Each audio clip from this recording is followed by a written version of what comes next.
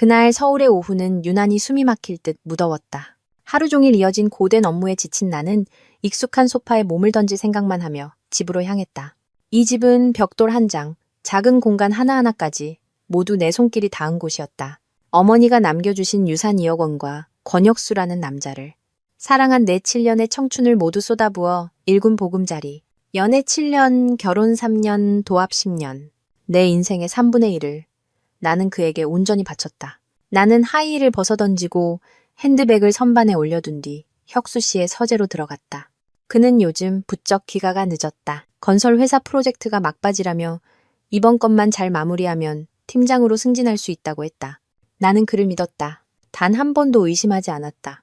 책상 위에 흩어져 있는 서류들을 정리하다가 무심코 그의 손때 묻은 다이어리 사이에 껴있던 서류철을 건드렸다. 얇은 종이 한 장이 팔랑거리며 바닥으로 떨어졌다. 나는 허리를 숙여 그것을 주워들었다. 영수증이나 업무 서류가 아니었다. 그것은 초음파 사진이었다. 내 눈은 사진 위쪽 구석에 인쇄된 안반은 산부인과라는 굵은 글씨에 밝혔다. 그리고 신다은 22세라는 이름이 보였다. 마지막으로 내 온몸의 피를 차갑게 식게 만든 한 줄의 문장. 임신 12주차, 태아 생존 확인, 12주, 석 달이었다. 석 달 전에도 혁수 씨는 매일 밤 나를 끌어안고 잠들었고 달콤한 사랑의 말을 속삭였다. 머릿속이 하얘졌다. 손에 들린 종이 한 장이 천근만근 무겁게 느껴졌다. 나는 그대로 바닥에 주저앉았다. 차가운 책상 다리에 등이 닿았다. 동료나 친구의 것이 아닐까. 어떻게든 합리적인 이유를 찾아보려 애썼다. 하지만 마음속 깊은 곳에서는 잔인한 목소리가 외치고 있었다. 더 이상 스스로를 속이지 말라고. 내 남편, 내 목숨처럼 사랑했던 그 남자가 바람을 피웠고 다른 여자와의 사이에서 아이까지 가졌다고. 절망의 나락에서 내가 가장 먼저 떠올린 사람은 아버지였다. 어머니는 일찍 돌아가셨고 아버지는 홀로 나를 키우셨다. 가부장적이고 엄격한 면이 있으셨지만 이런 순간에 유일하게 내 편이 되어줄 버팀목은 아버지뿐이라고 믿었다.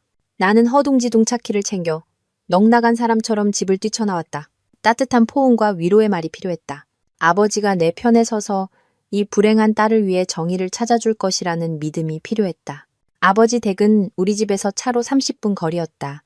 내가 도착했을 때는 이미 어둑어둑해진 뒤였다. 아버지는 거실에서 구시 뉴스를 보고 계셨고 그 옆에는 어머니가 돌아가신 지 몇 년 후부터 만나오신 윤경이 아주머니가 앉아 있었다. 내 핏기 없는 얼굴을 보신 아버지는 미간을 찌푸리며 퉁명스럽게 물으셨다. 이 시간에 웬일이냐? 무슨 일 있어? 나는 더 이상 참을 수 없었다. 눈물이 툭 터진 듯 쏟아져 내렸다. 나는 초음파 사진을 아버지께 내밀며 갈라지는 목소리로 말했다. 아빠, 혁수 씨, 다른 여자가 생겼어요. 그 여자가 임신했대요. 저 이제 어떡해요, 아빠? 나는 아버지가 불같이 화를 내시거나 상을 뒤엎고 당장 그 천하의 몹쓸 사위놈에게 전화를 걸어 욕을 퍼부으실 거라고 생각했다. 하지만 아니었다. 아버지는 그저 사진을 힐끗 쳐다보셨을 뿐 조금도 놀란 기색이 없었다. 그는 길게 한숨을 내쉬더니 사진을 테이블 위에 내려놓고 천천히 입을 열었다. 그의 말 한마디 한마디가 비수처럼 내 심장에 밝혔다. 에휴, 남자가 손에 돈 좀 쥐면 밖에서 한눈 파는 것도 흔한 일이다. 네가 아내니까 좀 참고 이해해야지.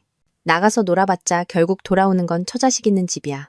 이제 와서 그쪽도 임신했다는데 일 크게 만들어봤자 집안 망신만 시키는 꼴이다. 그냥 조용히 살다 보면 다 지나갈 일이야. 옆에 앉아있던 윤경이 아주머니도 거들었다. 달콤한 목소리였다. 아버님 말씀이 맞다, 얘. 여자는 남편 잘 만나는 것도 복이지만 남편을 어떻게 간수하느냐도 중요하단다. 아직 젊은 사람이 뭘 잘 모르나 본데 차근차근 타이르고 설득해야지. 일을 크게 벌이면 안 돼. 나는 두 사람을 멍하니 쳐다보았다. 이 사람이 정말 내 친아버지란 말인가? 나를 지켜줄 것이라 믿었던 단 한 사람이란 말인가? 귀가 먹먹해졌다. 흔한 일, 참고 이해해야지라는 아버지의 말만 머릿속을 맴돌았다. 아버지의 눈에 내가 겪는 이 배신은 그저 남자들의 흔한 일에 불과했고 내 고통은 신경 쓸 가치조차 없는 것이었다. 나는 더 이상 아무 말도 하지 않았다. 자리에서 일어나 비틀거리며 현관으로 향했다. 아버지가 뒤에서 소리쳤다. 어디 가냐? 저녁 먹고 가. 나는 대답하지 않았다. 더 이상 그와 나눌 이야기는 없었다. 세상의 유일한 내 편이라 믿었던 사람마저 내게 등을 돌렸다. 혁수 씨의 배신보다 더 차갑고 무서운 고독과 버림받았다는 감정이 나를 집어삼켰다. 정처 없이 차를 몰아 집으로 돌아오는 길, 눈물은 이미 말라붙었다. 나는 냉혹한 진실 하나를 깨달았다. 이 세상에서 내가 기댈 곳은 오직 나 자신뿐이라는 것을. 남편도 아버지도 없이 나는 혼자였다. 하지만 그때 절망의 칠흑 같은 어둠 속에서 한 줄기 빛이 머릿속을 스쳐 지나갔다. 혁수 씨도 아버지도 그 누구도 모르는 나만의 비밀, 아주 오래전에 사두었던 비트코인 계좌였다. 어머니가 돌아가시기 전 몰래 쥐어주신 작은 비자금으로 사둔 것이었다. 이건 엄마가 너한테만 주는 돈이다. 나중에 혹시 무슨 일이 생길지 모르니 비상금으로 꼭 가지고 있어라. 어머니의 말씀이었다. 나는 그 존재를 거의 잊고 있었다. 하지만 몇 년 전 암호화폐 시장이 불타오를 때 호기심에 확인해본 계좌의 숫자는 내 눈을 의심하게 만들었다. 20억 원. 핸들을 꽉 쥐고 있던 내 손에서 힘이 서서히 풀렸다. 고통은 여전했지만 혼란스러움은 사라졌다. 대신 이상할 정도로 차분한 감정이 밀려왔다. 20억 원. 그것은 단순한 돈이 아니었다. 그것은 나의 자유였고 재기할 자본이었으며 무엇보다 내게 속한 모든 것을 되찾기 위한 무기였다. 이 게임은 이제부터가 진짜 시작이었다. 다음 날 아침, 나는 가장 친한 친구인 지원이에게 전화를 걸었다. 강지원. 그녀는 명석하고 날카로우며 언제나 이성적인 변호사였다. 전화기 너머로 들려오는 내 잠긴 목소리를 듣자마자 그녀는 단 한마디만 했다. 어디 가지 말고 지금 당장 내 사무실로 와. 지원이의 법률사무소는 강남의 대로변에 있었다. 환하고 정돈된 사무실의 분위기는 뒤죽박죽인 내 심정과 극명한 대조를 이뤘다. 지원이는 내게 따뜻한 생강차를 타주고는 초음파 사진 이야기부터 아버지의 반응까지 모든 이야기를 잠자코 들어주었다. 나는 그동안 억눌러왔던 모든 서름과 고통을 눈물과 함께 쏟아냈다.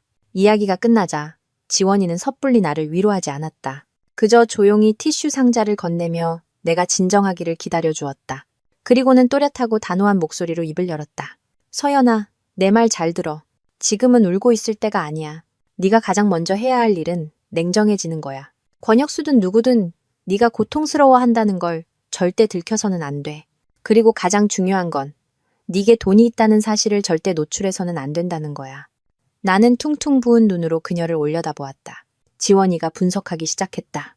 법적으로 혼인 중에 형성된 재산은 이혼 시분할 대상이야. 하지만 네가 그 돈이 상속받은 특유재산임을 증명할 수 있다면 얘기는 달라져. 그렇지만 암호화폐의 자금 출처를 증명하는 건 굉장히 복잡하고 시간이 오래 걸릴 거야.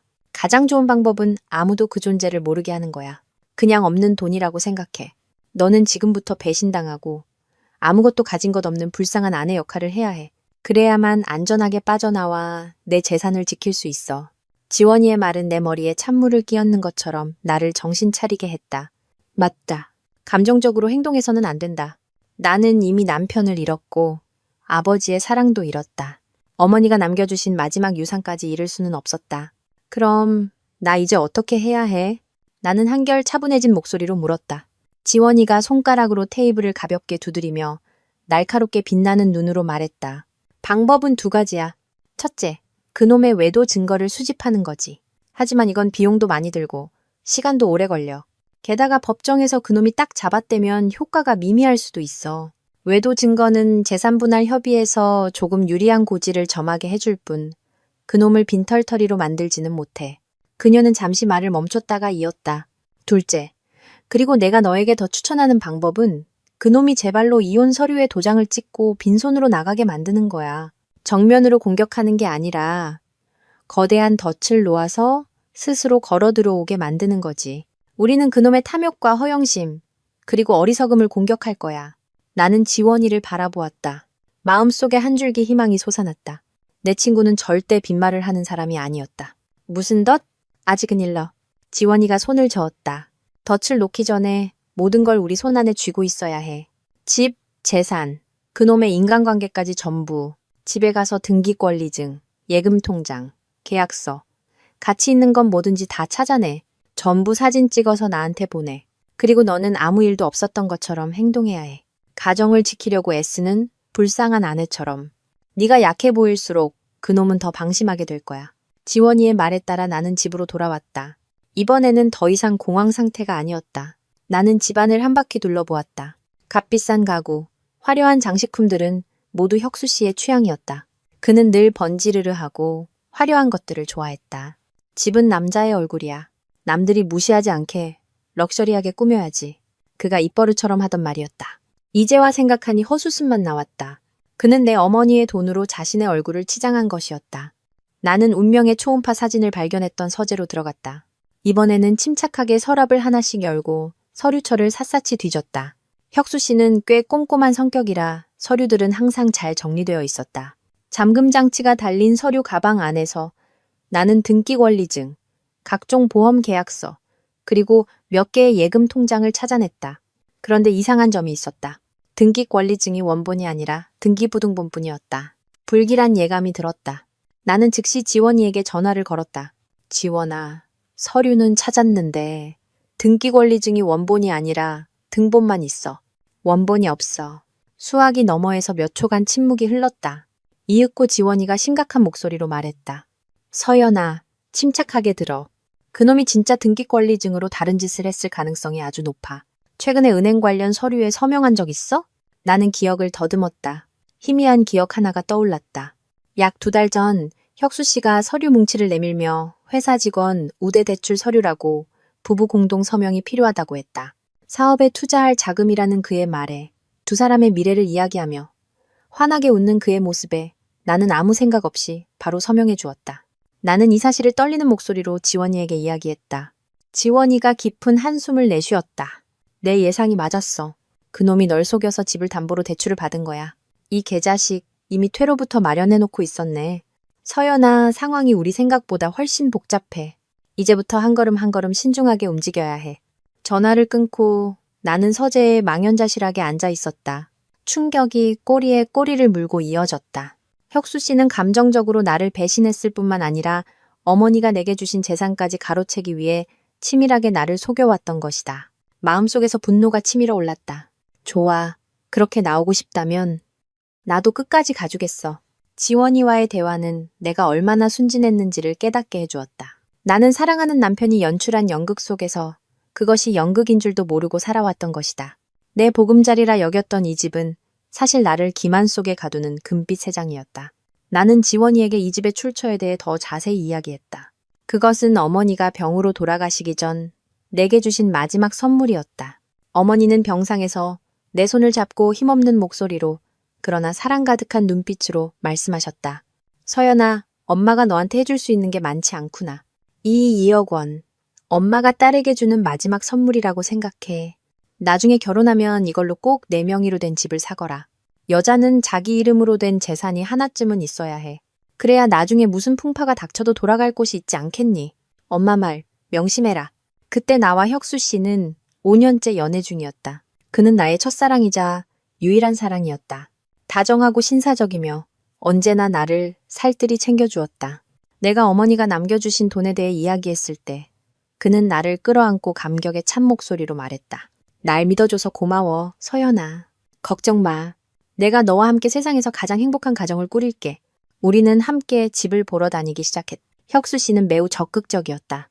자신의 회사에 부동산 쪽 파트너가 있어 좋은 집을 싸게 구할 수 있다고 했다. 마침내 우리는 조용한 주택가에 있는 깔끔한 3층짜리 빌라를 선택했다.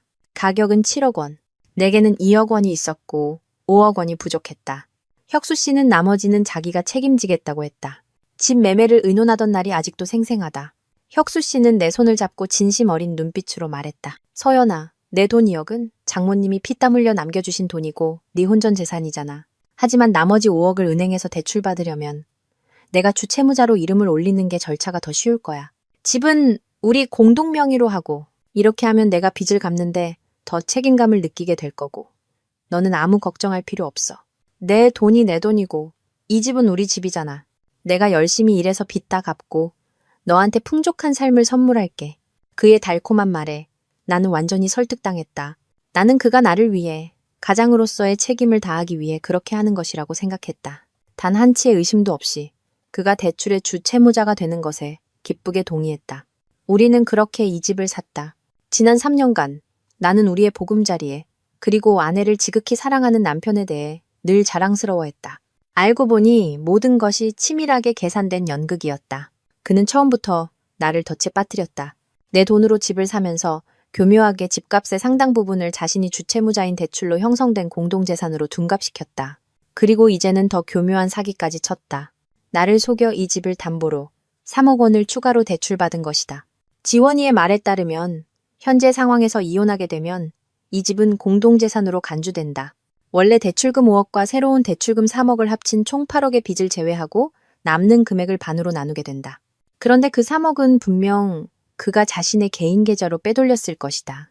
결국 그는 바람을 피워 아이를 가졌을 뿐만 아니라 집의 가치를 거의 전부 가로채고 나를 빈손에 막대한 빚더미와 함께 내쫓을 계획이었던 것이다. 생각할수록 분노가 치밀었다. 혁수 씨의 잔인함에, 그리고 내 자신의 어리석음에 화가 났다. 10년의 사랑과 믿음의 대가가 고작 거짓과 사기란 말인가.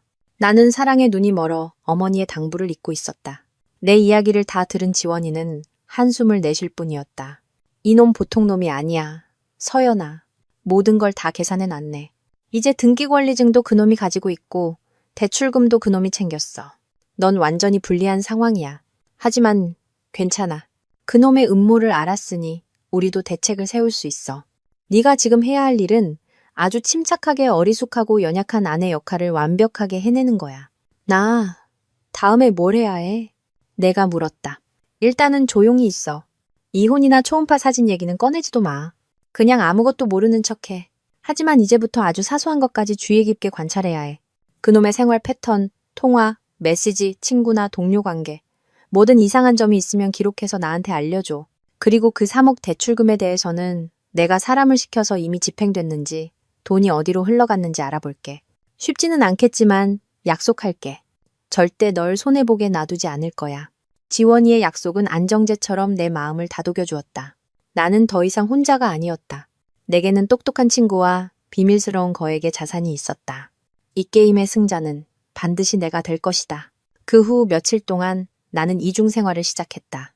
혁수 씨 앞에서는 여전히 다정하고 사려 깊은 아내였다. 그가 좋아하는 음식을 만들고 출근할 옷을 다려주고 매일 저녁 그의 회사 일을 물었다. 하지만 혼자 있을 때 나는 다른 사람으로 변했다. 내 집 안에 조용한 탐정이 되었다. 나는 모든 것에 주의를 기울였다. 이제 혁수 씨의 휴대폰은 샤워할 때조차 그의 몸에서 떨어지지 않았다. 그는 베란다에 나가 소곤거리며 통화하는 일이 잦아졌고 매일 통화 기록과 메시지를 깨끗하게 지웠다. 예전 같았으면 업무 때문이려니 하고 넘겼을 그의 행동들이 이제는 그의 거짓을 증명하는 빼도 박도 못할 증거가 되었다. 어느 주말 오후 마트를 다녀오던 길에 나는 익숙한 인형을 발견했다. 아버지의 여자친구인 윤경의 아주머니였다. 그녀는 우리 동네 근처를 어슬렁거리고 있었다. 꽤 화려한 옷차림에 손에는 짝퉁으로 보이는 명품 가방을 들고 있었다. 나를 발견한 그녀는 잠시 움찔했지만 이내 태연한 표정을 지으며 웃는 얼굴로 인사를 건넸다. 어머, 서연이 아니니? 어디 다녀오는 길이니? 나는 차를 세우고 창문을 내리며 억지 미소를 지었다. 네, 마트 좀 다녀오는 길이에요. 아주머니는 어디 가세요? 그녀는 손을 내저으며 말했다. 아, 이 근처에 아는 사람이 있어서 잠깐 들렀어. 그럼 어서 들어가렴. 나도 이만 가볼게. 말을 마친 그녀는 길 끝을 향해 빠른 걸음으로 사라졌다. 그녀의 행동은 내 의심을 사기에 충분했다. 이 동네는 아파트가 아닌 전부 단독주택인데 무슨 아는 사람이 있다고 혼자 걸어 다닌단 말인가. 나를 봤을 때의 태도와 표정은 분명 당황한 기색이 역력했다. 한 가지 생각이 머리를 스쳤다. 설마 혁수 씨의 내연녀가 저 아주머니와 관련이 있는 건 아닐까? 나는 초음파 사진에 적혀있던 신다은이라는 이름을 떠올렸다. 혁수 씨에게 들어본 적 없는 이름이었지만 만약 윤경이 아주머니의 딸이나 조카라면? 만약 그렇다면 모든 것이 맞아떨어진다. 왜 아버지가 그렇게 혁수 씨를 감쌌는지 설명이 된다. 아마도 윤경이 아주머니가 자신의 가족을 보호하기 위해 아버지를 설득해 사위 편에 서도록 했을 것이다. 생각할수록 이 가설이 그럴듯하게 느껴지자 새로운 분노가 치밀어 올랐다. 만약 이게 사실이라면 혁수 씨뿐만 아니라 내 아버지와 저 여자까지 합세하여 나를 속이고 짓밟은 것이다. 나는 즉시 지원이에게 전화해 모든 상황과 내 추측을 이야기했다. 지원이도 내 말을 듣고는 흥미를 보였다. 충분히 가능성 있는 얘기야. 만약 사실이라면 이건 아주 중요한 단서가 될 거야. 이 이야기 속 인물들 각자의 동기를 이해하는데 도움이 될 테니까. 좋아. 그건 나한테 맡겨. 넌 일단 진정하고 그 아주머니가 의심하지 않도록 아무렇지 않게 행동해. 내가 윤경이라는 사람과 그 딸에 대해 조사해 볼게. 며칠 후 나는 초조하게 결과를 기다렸다. 지원이가 좋은 소식, 모든 것을 밝혀줄 확실한 증거를 가져다 주길 바랐다. 하지만 결과는 기대와 달랐다. 어느 날 저녁 지원이에게서 전화가 왔다. 목소리에 실망감이 묻어 있었다. 서연아, 조사해봤어. 윤경이 씨한테 딸이 있는 건 맞는데 이름이 다은이 아니라 마이야. 올해 20살이고 대학생인데 현재 임신하지 않은 상태야. 아주 철저하게 확인했는데 이마이라는 애는 네 남편과 아무런 관련이 없어. 신다은이라는 여자는 전혀 다른 사람이야. 이 소식에 나는 맥이 탁 풀렸다. 내가 찾은 유일한 단서는 막다른 골목이었다. 그렇다면 윤경이 아주머니는 왜 그렇게 수상하게 우리 집 근처에 나타났던 걸까? 딸 때문이 아니라면 다른 이유가 있는 걸까? 아니면 정말 우연의 일치였을까? 지원이가 나를 위로했다. 괜찮아. 이 단서가 아니면 다른 걸 찾으면 되지. 적어도 한 가지 가능성은 배제했잖아. 실망하지 마. 이 싸움은 길어질 거야. 우리에게 필요한 건 인내심이야. 지원이의 말이 맞다는 걸 알았지만 실망감을 감출 수는 없었다.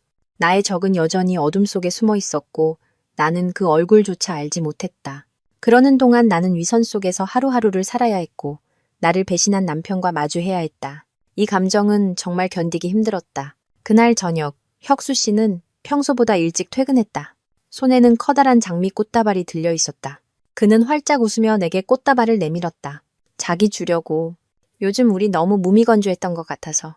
그 꽃다발과 위선적인 미소를 보자 역겨움이 치밀었지만 나는 애써 미소를 지으며 꽃다발을 받아들었다. 고마워요. 오늘 무슨 날이에요? 갑자기 웬 로맨틱이에요? 그냥 자기가 보고 싶어서. 요즘 일이 너무 힘들어서 집에 와서 자기랑 쉬고 싶다는 생각뿐이었어. 그가 뒤에서 나를 껴안으며 뺨에 입을 맞췄다. 그의 손길에 소름이 돋았지만 나는 아무렇지 않은 척했다. 나의 연극은 계속되어야 했고 판을 뒤집을 그날까지 이 역할을 완벽하게 소화해내야만 했다. 윤경의 아주머니에 대한 단서가 막다른 길에 부딪히고 며칠 후 아버지에게서 전화가 왔다. 할 얘기가 있으니 집에 오시겠다는 것이었다. 불길한 예감이 들었다. 평범한 방문이 아닐 것이다. 분명 혁수 씨의 일과 관련이 있을 터였다. 아버지는 혁수 씨가 퇴근하기 전인 어느 오후에 찾아오셨다. 소파에 앉은 아버지는 복잡한 눈빛으로 나를 바라보았다. 약간의 미안함과 특유의 엄격함이 뒤섞인 눈빛이었다. 한참의 침묵 끝에 아버지가 헛기침을 하며 입을 열었다. 서연아, 네 남편 일 말이다. 아빠가 곰곰이 생각해봤는데 나는 아버지가 무슨 말을 하려는지 조용히 기다렸다. 마음속에는 혹시 며칠간의 생각 끝에 당신이 틀렸다는 것을 깨닫고 내 편에 서주시지 않을까 하는 신락 같은 희망이 남아있었다. 하지만 이어지는 아버지의 말은 그 희망의 불씨를 완전히 꺼트렸다. 네가 아빠한테도 권서방한테도 화가 많이 나 있는 거 안다. 하지만 너도 그 녀석을 이해해야 해. 어떤 남자든 대를 이을 자식을 원하는 법이야. 너희 결혼한 지 3년이 다 되도록 소식이 없으니. 그 녀석이 초조해하는 것도 당연하지. 나는 망연자실했다. 아빠, 그게 무슨 말씀이세요? 그 사람이 바람 피운 게 제 탓이라는 거예요? 아버지는 내 시선을 피하며 한숨을 쉬었다. 내 탓이라고는 안 했다. 하지만 사실 권서방이 오래전부터 나한테 얘기를 했었어. 너희 둘이 병원에 가봤는데 의사가 네가 임신하기 어려운 몸이라고 했다더구나. 그 녀석 마음고생이 심했지만 네가 상처받을까봐 차마 말을 못했단다. 밖에서 대리모를 구한 것도 사실은 어쩔 수 없는 선택이었던 거야. 아이가 태어나면 너한테 데려와서 키우게 하고 그 여자와는 완전히 연을 끊을 거라고 했다. 그 녀석은 여전히 널 사랑하고 이 가정을 지키고 싶어해. 아버지의 말 한마디 한마디가 수천 개의 바늘이 되어 내 심장을 찔렀다. 믿을 수가 없었다. 혁수 씨는 나를 속인 것도 모자라 내가 불임이라고 아버지에게까지 거짓말을 했다. 그리고 내 아버지는 사위의 말을 한치의 의심도 없이 믿고는 되레 자신의 친딸을 탓하고 있었다. 고통과 분노가 목구멍까지 차올랐다. 그에게 진실을, 문제가 있는 사람은 내가 아니라고 소리치고 싶었다. 하지만 이성이 나를 막아섰다. 지원이는 어떤 허점도 보이지 말고 침착하라고 했다. 만약 지금 내가 진실을 말하면 아버지는 분명 혁수 씨에게 그대로 전할 것이고 내 계획은 수포로 돌아갈 것이다. 나는 심호흡을 하며 온몸으로 퍼져나가는 떨림을 억눌렀다. 아버지의 눈을 똑바로 쳐다보며 갈라진 목소리로 말했다. 그럼 아빠는 이 모든 걸 오래전부터 알고 계셨다는 거네요? 그 사람이 바람 피운 걸 알면서도 저한테 숨기셨어요. 아버지는 고개를 끄덕였다. 목소리에는 약간의 죄책감이 묻어났지만 여전히 변명으로 가득했다. 나도 다 네 가정을 위해서 그런 거다. 이 일이 알려지면 무슨 낯으로 사람들을 보겠냐. 그러니 너도 그냥 모르는 척 해라. 모든 일이 끝나면 네 품에 안을 아이도 생기고 가정도 다시 화목해질 텐데 그게 더 좋은 거 아니냐? 더 좋은 거요? 나는 실소를 터뜨렸다. 쓰라리고 비참한 웃음이었다. 아빠는 뭐가 절 위해 좋은 건지 아세요? 남편이 다른 여자와 낳은 아이를 데려와 아무 일 없었다는 듯이 키우는 게 제 행복이라고 생각하세요? 아빠는 저를 아직도 딸로 생각하기는 하세요? 내 추궁의 아버지는 당황한 듯 보였다. 그는 자리에서 일어나 거실을 서성였다. 그렇게 부정적으로만 생각하지 마라. 인생이 언제나 뜻대로 되는 건 아니야. 때로는 참고 희생할 줄도 알아야 가정이 평온한 법이다. 나이 60 넘게 산 내가 너보다 뭐가 옳고 그른지는 더 잘 안다. 그는 더 이상 나와 논쟁하고 싶지 않은 듯했다. 그대로 현관으로 향하던 그는 문을 열기 전 마지막 한마디를 남겼다. 잘 생각해봐라. 순간의 화 때문에 내 인생 전체를 망치지 말고. 문이 쾅 닫히고 차가운 집안에 나 홀로 남겨졌다. 그제야 눈물이 터져 나왔지만 더 이상 연약함의 눈물이 아니었다. 그것은 극한의 분노에서 비롯된 눈물이었다. 내가 그토록 존경했던 아버지는 나를 배신한 자의 편에 완전히 돌아섰다. 그는 혁수 씨의 잘못을 묵인했을 뿐만 아니라 가장 잔인한 말로 나를 상처 입히며 그를 거들었다. 우리 부녀의 연은 아마 오늘로써 완전히 끝난 것 같았다. 아버지가 떠난 후 나는 오랫동안 어둠 속에 홀로 앉아 있었다. 아버지의 말은 혁수 씨의 배신보다 더 아프게 내 가슴을 후벼팠다. 결국 모두의 눈에 나는 실패한 여자, 엄마가 될 의무를 다하지 못한 아내였고 그것이 남편이 다른 여자를 찾을 충분한 이유가 되었던 것이다. 얼마나 우습고 잔인한가. 진실은 그렇지 않았다. 진실은 완전히 정반대였다. 1년여 전, 결혼 2년이 지나도 아이가 생기지 않자 시어머니가 조급해하기 시작하셨다. 처음에는 애둘러 말씀하시더니 나중에는 노골적으로 우리 부부를 압박하셨다. 외아들인 혁수 씨도 상당한 스트레스를 받았다. 결국 우리는 함께 큰 병원에 가서 임신 관련 검사를 받기로 했다. 결과가 나오던 날을 나는 아직도 생생히 기억한다. 의사 선생님이 나만 따로 진료실로 부르셨다. 그는 안타까운 눈빛으로 나를 보며 조심스럽게 말했다. 박서연님, 검사 결과는 아주 정상이고 건강하십니다. 하지만 남편분께 문제가 좀 있습니다. 정자의 수와 활동성이 매우 약해서 자연 임신은 거의 불가능한 상태입니다. 그 말을 들었을 때 나는 망연자실했다. 하지만 혁수 씨를 원망하기보다는 안쓰러운 마음이 더 컸다. 그는 자존심이 아주 강한 사람이었다. 이 사실을 알면 분명 크게 상심할 것이다. 그날 밤, 나는 그에게 거짓말을 했다. 우리 둘 다 아무 문제 없다고. 아마 스트레스가 심해서 아직 아기가 찾아오지 않는 것 같다고. 마음 편히 지내다 보면 괜찮아질 거라고. 혁수 씨는 내 말을 믿었다. 그는 안도의 한숨을 내쉬며 나를 끌어안고 항상 곁에 있어줘서 고맙다고 했다. 그 후로 나는 다시는 병원 이야기를 꺼내지 않았다. 나는 혼자 몰래 남성에게 좋은 영양제와 음식을 찾아보며 그의 건강이 나아지길 바랐다. 나는 그 비밀을 혼자 짊어지고 시어머니의 닥달과 잔소리를 견뎌냈다. 오직 내가 사랑하는 남자의 자존심을 지켜주기 위해서. 그런데 이제 그는 나의 그 선의와 희생을 되레 나를 공격하는 무기로 사용하고 있었다. 그는 뻔뻔하게 흑백을 뒤바꿔 이 모든 이야기의 죄인을 나로 만들었다. 그는 바람을 피웠을 뿐만 아니라 내 인격까지 무참히 짓밟았다. 나는 지원이에게 전화를 걸어 아버지가 하고 간 말과 혁수 씨의 임신 능력에 대한 진실을 모두 털어놓았다. 수화기 너머의 지원이는 경악을 금치 못했다. 세상에, 그놈은 인간도 아니구나, 서연아. 어떻게 세상에 그런 파렴치한 놈이 다 있지? 네가 그를 위해 그렇게 희생했는데 너한테 이럴 수가 있어? 지원이의 분노 섞인 목소리가 내 답답한 마음을 조금이나마 풀어주었다. 적어도 나를 믿어주고 내 마음을 알아주는 사람이 있었다. 이제 그놈의 실체를 똑똑히 봤지? 지원이가 말을 이었다. 그놈은 탐욕스럽고 거짓말쟁이일 뿐만 아니라 자기 잘못을 덮기 위해 아내에게 모든 죄를 뒤집어 씌우는 비겁한 놈이야. 그런 놈한테는 더 이상 자비를 베풀 필요 없어. 이제 우리도 행동에 나서야 해. 어떻게? 내가 물었다. 그놈이 연극을 하고 싶어 하니 우리도 같이 연극을 해주는 거야. 너는 네 아버지가 한 말을 다 믿는 척, 모든 게 자기 탓인 것처럼 죄책감에 시달리고 고통스러워하는 척해.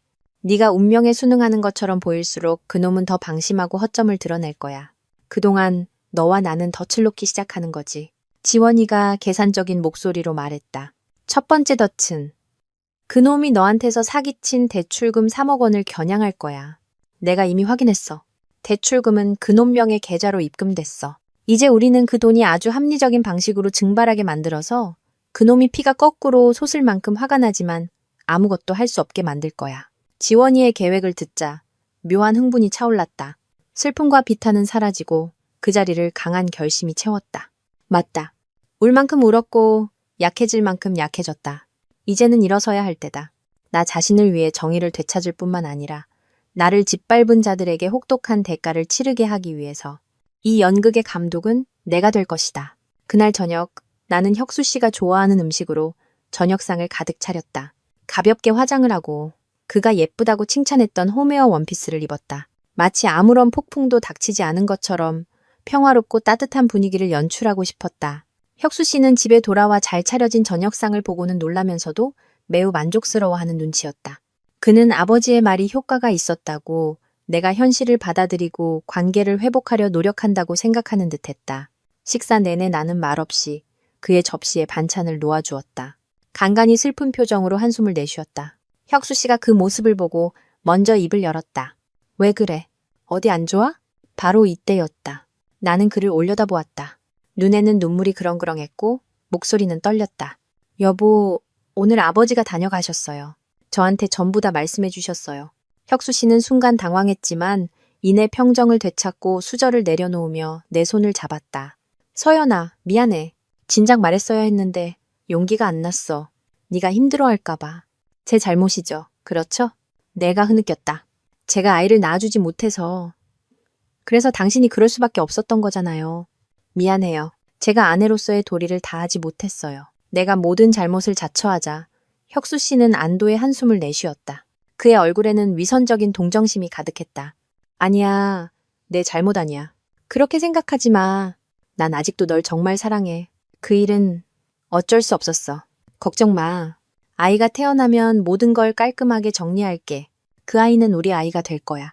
그 말을 듣자 속에서 구역질이 치밀었지만 나는 연기를 계속했다. 나는 그의 어깨에 머리를 기댄 채 어린아이처럼 서럽게 울었다. 혁수 씨는 내 등을 토닥이며 달래는 목소리로 말했다. 일시, 울지 마. 괜찮아. 모든 게 다 잘 될 거야. 우리는 예전처럼 다시 행복해질 거야. 나를 달래는데 성공한 혁수 씨는 모든 것이 해결되었다고 생각했다. 그는 내가 다루기 쉬운 순한 양이라고 완전히 믿어버렸다. 바로 지금이 첫 번째 일격을 가할 완벽한 기회였다. 나는 고개를 들고 눈물을 닦으며 여전히 잠긴 목소리로 말했다. 여보, 당신을 믿어요. 그런데 한 가지 드릴 말씀이 있어요. 이걸 어떻게 해야 할지 모르겠어요. 무슨 일인데? 말해봐. 내가 있잖아. 혁수 씨는 아주 남자다운 척했다. 나는 지원이와 미리 짜놓은 이야기를 시작했다. 사실 제가 얼마 전에 카카오톡으로 알게 된 언니가 있는데요. 그 언니가 제주도에 아주 좋은 부동산 투자건이 있다고 수익률이 엄청 높다고 같이 투자하자고 꼬드기는 거예요. 저도 솔깃해서 우리 부부 공동통장에 있던 예금 5천만 원을 몰래 그 언니한테 보냈어요. 여기까지 듣자 혁수 씨의 표정이 굳어졌다. 그가 미간을 찌푸렸다. 5천만 원? 왜 그렇게 무모한 짓을 했어? 잘 알아보기는 한 거야? 나는 후회와 두려움이 가득한 표정으로 고개를 저었다. 모르겠어요. 그냥 그 언니 말을 믿었어요. 그런데 며칠 전부터 그 언니랑 연락이 안 돼요. 전화도 안 받고 카카오톡 계정도 삭제됐어요. 아무래도 저 사기당한 것 같아요, 여보. 뭐? 사기? 혁수 씨가 거의 소리를 질렀다. 그는 벌떡 일어나 얼굴이 시뻘개졌다. 세상에 멍청하긴 5천만 원이 5만 원인 줄 알아?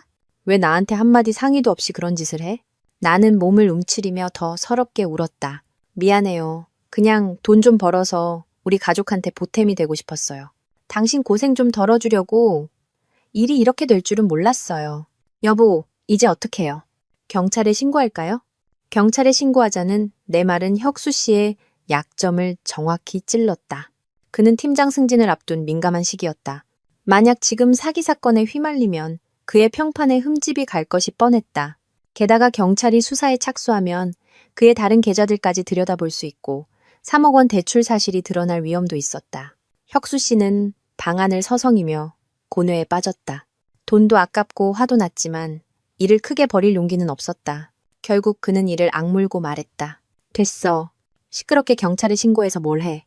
게다가 경찰이 수사에 착수하면 그의 다른 계좌들까지 들여다볼 수 있고 3억 원 대출 사실이 드러날 위험도 있었다.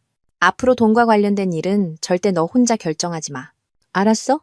나는 고개만 연신 끄덕였다. 감사함과 두려움이 뒤섞인 표정으로. 네, 알았어요. 정말 미안해요.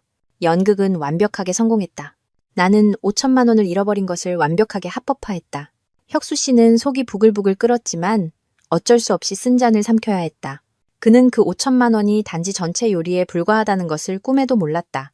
나와 지원이의 게임은 이제부터 본격적으로 흥미진진해질 참이었다.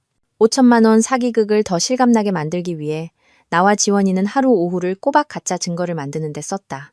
지원이는 대포폰으로 김아영, 부동산 전문가라는 이름의 카카오톡 계정을 만들고 성공한 커리어우먼처럼 보이는 프로필 사진을 걸었다.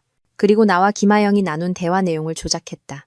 처음 알게 된 과정부터 투자를 유혹하고 돈을 송금한 뒤 연락이 끊기는 과정까지, 말투부터 시간 표시까지 아주 사소한 부분까지 치밀하게 만들어 허점이 없도록 했다. 경찰에 신고할까요? 내 인적사항과 사건 경위, 경찰의 수사를 촉구하는 내용까지 담아 모든 것이 실제처럼 보이게 했다. 거기에 더해 지원이는 사기 피해 신고서 양식까지 준비해 주었다. 여보, 당신 화난 거 알지만 그래도 사기꾼을 이대로 둘 수는 없을 것 같아요. 제가 신고서도 미리 써놨어요. 내일 우리 같이 경찰서 가서 제출하면 안 될까요? 혹시 돈을 되찾을 수도 있잖아요. 혁수 씨는 내 손에 들린 서류 뭉치를 힐끗 보았다. 그의 시선은 내가 공들여 컬러로 인쇄한 카카오톡 대화 내용과 절절하게 쓴 손글씨 신고서를 스쳐 지나갔다. 그의 얼굴에 잠시 망설임이 스쳤다. 5천만 원은 결코 작은 돈이 아니었다. 누구도 그렇게 허망하게 잃고 싶지는 않을 것이다. 하지만 경찰에 신고했을 때 치러야 할 대가는 그보다 훨씬 컸다. 결국 그의 이기심과 경력에 대한 걱정이 이겼다. 그는 내 손에서 신고서를 낱개째 구겨버리고는 휴지통에 던져버렸다. 내가 그만하라고 했지. 말귀를 못 알아들어? 이 일이 시끄러워지면 회사 동료들이나 상사들이 날 어떻게 보겠어? 곧 팀장이 될 사람 아내가 인터넷에서 사기나 당했다고 수군거릴 거 아냐. 내 체면 깎이고 승진 기회까지 날려버리고 싶어? 나는 고개를 숙이고 두 손을 꼼지락거리며 억울하지만 반박하지 못하는 모습을 연기했다. 미안해요. 거기까지는 생각 못했어요. 그냥 돈이 아까워서. 아까워도 이미 늦었어. 혁수 씨가 쏘아붙였다. 하지만 내가 완전히 굴복한 것을 보자. 그의 목소리가 조금 부드러워졌다. 그는 나를 옆에 앉히고 어깨를 감쌌다. 됐다. 됐어. 이번 일은 비싼 수업료 냈다고 생각하자. 앞으로 집안 돈 관리는 내가 할게. 내 월급도 받으면 전부 나한테 줘. 내가 매일 쓸 생활비는 따로 챙겨줄 테니까. 그러면 다시는 이런 일 없을 거야. 바로 이거였다. 나와 지원이가 예상했던 바로 그 말. 모든 것이 계획대로 흘러가고 있었다. 나는 눈물이 그렁그렁한 눈으로 그를 올려다보았다. 감격과 체념이 뒤섞인 표정으로. 알았어요. 제가 정말 돈 관리를 못하나 봐요. 이제부터 다 당신한테 맡길게요. 그런데 혹시 장을 보거나 쇼핑할 때 현금이 없으면 어떡하죠? 나는 잠시 말을 멈췄다가 마치 좋은 생각이 떠오른 것처럼 말했다.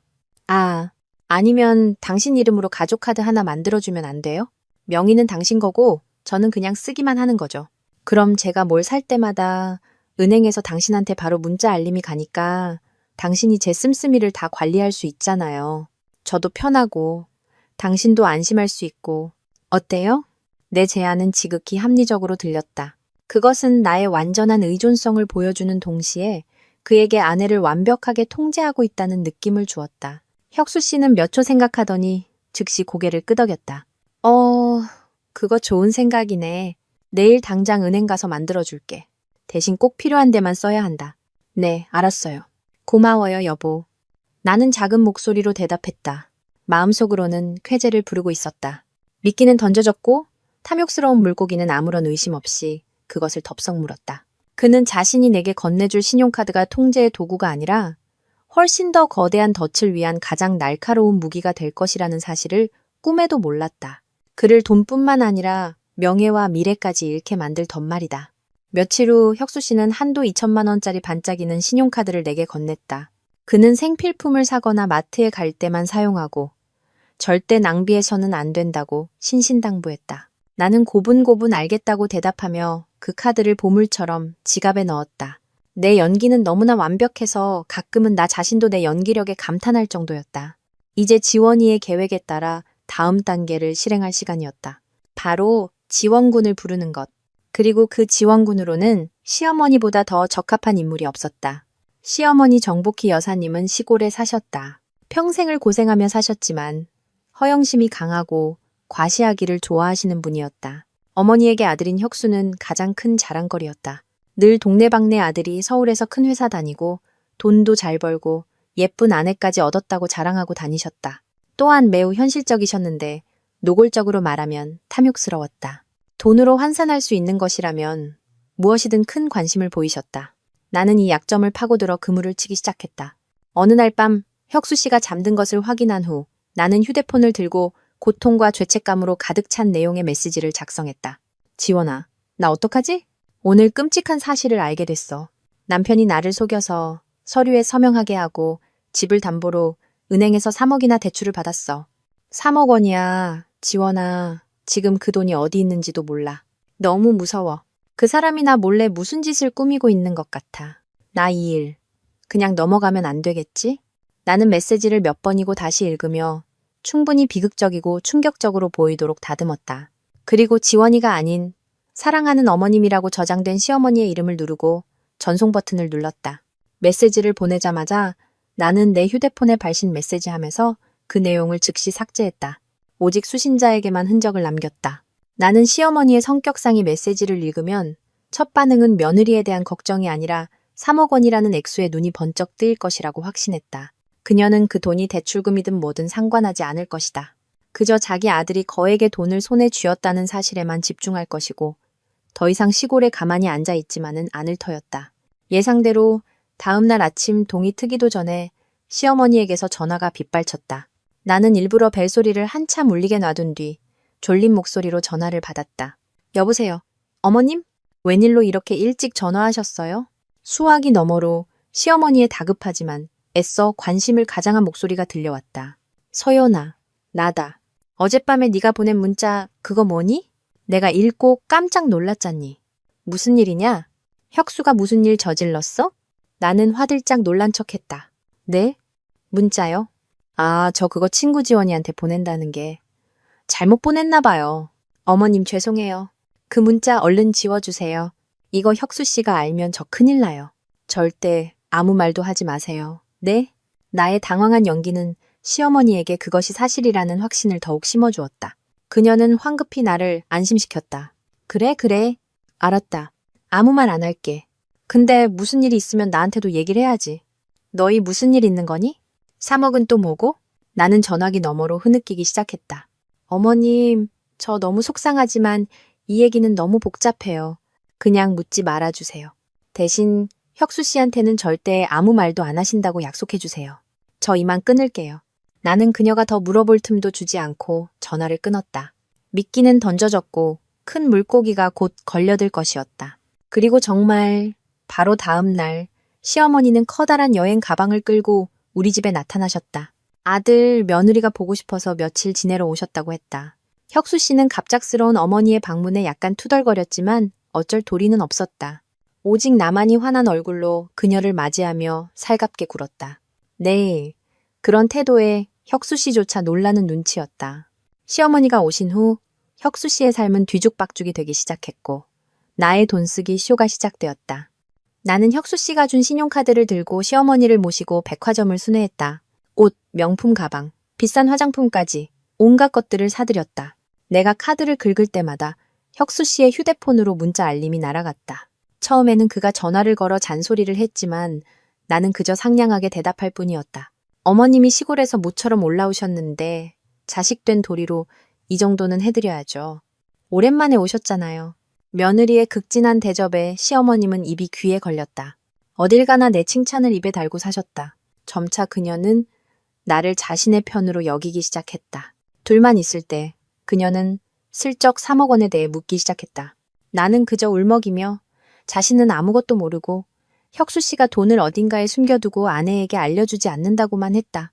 내 말은 불에 기름을 붓는 격이었다. 시어머니는 혁수 씨를 압박하기 시작했다. 시골집을 수리해달라고 했다가 노후 대비용 금을 사달라고 졸랐다. 혁수 씨는 아내와 어머니의 등살에 돈을 쓰면서도 속이 터졌지만 아무 말도 할 수 없었다.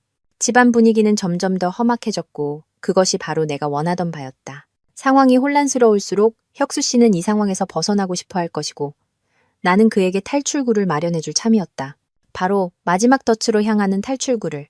탐욕스러운 어머니와 순종적이지만 돈을 물쓰듯 하는 아내와 함께 살면서 혁수 씨는 지쳐가기 시작했다. 그는 점점 더 늦게 퇴근했고 얼굴에는 늘 짜증이 가득했다.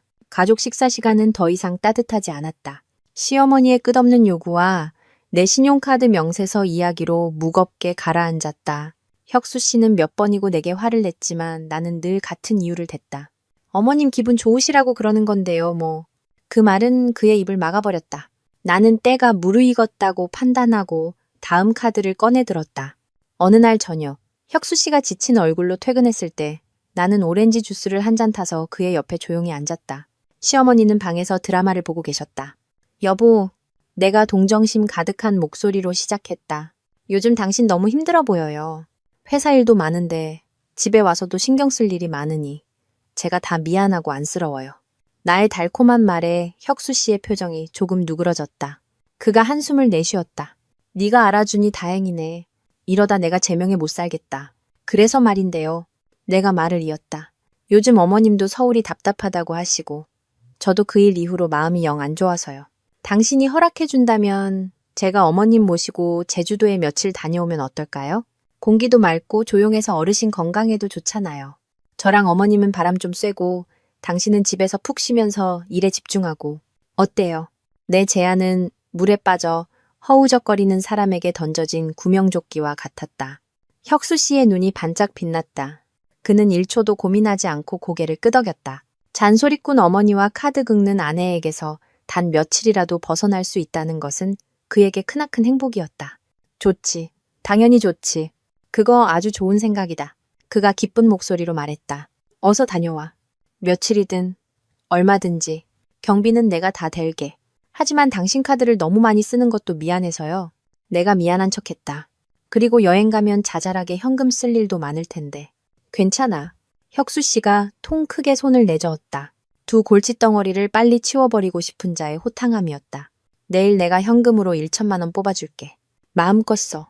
어머님 맛있는 거 사드리고 갖고 싶어 하시는 것도 사드리고 두 사람이 즐거우면 그걸로 됐어. 그는 나의 즐거움이 제주도 여행에 있지 않다는 것을 전혀 몰랐다. 나와 지원이의 진짜 계획은 혁수 씨에게 완벽하게 자유로운 공간과 시간을 만들어주는 것이었다. 아내가 곁에 없고 어머니의 감시도 없는 상황에서 손에 돈을 쥐고 이미 배신한 마음을 가진 남자는 무엇을 할까? 그는 더욱더 내연녀와 은밀한 시간을 보내려 할 것이다. 그리고 바로 그때 우리의 가장 크고 정교한 덫이 펼쳐질 것이었다. 이번 제주도 여행은 단지 눈속임일 뿐 곧 막을 내릴 거대한 연극을 위한 준비 과정이었다. 나는 이 소식을 시어머니께 전했고 당연히 그녀는 뛸 듯이 기뻐했다. 공짜 여행에 며느리가 온갖 특산물을 다 사주겠다고 약속까지 했으니 그녀는 그날 밤 내내 나를 효부라며 칭찬하느라 잠을 이루지 못했다. 우리가 떠나는 날 혁수 씨는 직접 공항까지 차를 태워주었다. 그는 우리의 짐을 들어주고 이것저것 당부하며 다정한 남편이자 효자 노릇을 톡톡히 했다. 비행기가 이륙할 때 그의 입가에 번지는 안도의 미소를 보며 나는 속으로만 웃었다. 마음껏 즐겨요, 혁수 씨. 당신의 평화로운 날들은 이제 얼마 남지 않았으니까. 당신이 제주도에서 돌아왔을 때 당신의 삶은 결코 예전 같지 않을 테니 나의 연극은 이제 가장 흥미진진한 클라이맥스를 향해 가고 있었고 다음 장의 여자 주인공은 더 이상 내가 아니었다. 나와 시어머니를 떠나보낸 후 혁수 씨는 천근만근의 짐을 벗어 던진 기분이었다. 넓은 집이 이상할 정도로 고요했다. 어머니의 잔소리도 아내의 슬픈 눈빛도 없었다. 그는 새 장을 탈출한 새처럼 자유로웠다. 그리고 가장 중요한 것은 아무의 감시도 받지 않는 거액의 돈이 자기 손안에 있다는 것이었다. 그날 밤 혁수 씨는 자신에게 상을 주기로 했다. 그는 말쑥한 정장을 차려입고 평소 특별한 날에만 쓰던 비싼 향수를 뿌렸다. 그리고는 5성급 호텔 루프탑에 있는 고급 바로 차를 몰았다. 그가 늘 와보고 싶어 하던 곳. 진짜 부유하고 성공한 사람들의 세계였다. 그는 바에 자리를 잡고 독한 위스키를 한 잔 주문한 뒤 주위를 둘러보기 시작했다. 과연 이곳의 분위기는 달랐다. 감미로운 음악, 따뜻한 조명, 그리고 명품 옷을 걸친 사람들이 우아하게 웃고 떠들고 있었다. 혁수 씨는 자신이 이곳에 속한 사람처럼 느껴졌다. 그는 위스키를 한 모금 마시며 자만심에 빠져들었다. 자신도 돈이 있고 곧 팀장이 될 사람이다. 이런 삶을 누릴 자격이 충분했다. 혼자만의 생각에 잠겨 있을 때 옆에서 맑은 목소리가 들려왔다. 저기요, 뭐 떨어뜨리셨어요. 혁수 씨가 고개를 돌리자 눈앞에 숨막히게 아름다운 젊은 여자가 서 있었다. 그녀는 하얀 피부와 매혹적인 몸매를 돋보이게 하는 와인색 실크 드레스를 입고 있었다. 부드러운 웨이브가 들어간 긴 검은 머리, 섬세한 화장을 한 얼굴, 그리고 목에는 반짝이는 다이아몬드 목걸이가 걸려 있었다. 하지만 혁수 씨의 마음을 가장 사로잡은 것은 그녀의 분위기였다. 뼛속까지 배어 나오는 듯한 도도하고 고급스러우면서도 결코 차갑지 않은 기품. 혁수 씨는 바닥을 내려다보았다. 자신의 넥타이핀이 떨어져 있었다. 그는 허둥지둥 그것을 주우며 연신 고맙다고 말했다. 아, 감사합니다. 제가 미처 몰랐네요. 여자는 부드럽게 미소 지었다. 그 미소 하나에 혁수 씨의 마음이 흔들렸다. 별 말씀을요. 저는 시아라고 해요. 저쪽 테이블에 친구들이랑 같이 왔어요. 그녀는 자신 못지않게 세련되게 차려입은 여자들이 모여있는 테이블을 가리켰다. 아, 네. 시아 씨. 저는 권혁수라고 합니다. 혁수 씨는 최대한 신사적이고 자신감 있게 보이려 했으며 서둘러 자신을 소개했다. 시아는 혁수 씨를 위아래로 훑어보았다. 호기심과 약간의 평가가 섞인 눈빛이었다. 혁수 씨, 딱 봐도 큰 사업 하시는 분 같아요. 풍기는 분위기가 남다르시네요. 시아의 말은 혁수 씨의 가려운 곳을 정확히 긁어주었다. 그의 남성적인 자존심이 한껏 부풀어 올랐다. 그는 즉시 자랑을 늘어놓았다. 아, 아닙니다. 그냥 건설 회사에서 프로젝트 관리하는 일 하고 있습니다.